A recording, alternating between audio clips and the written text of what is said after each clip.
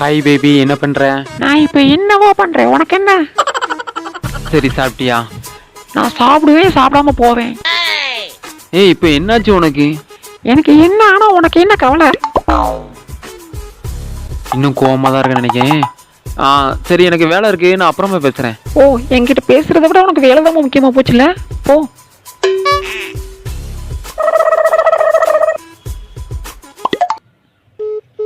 Cut பண்ணிட்டா.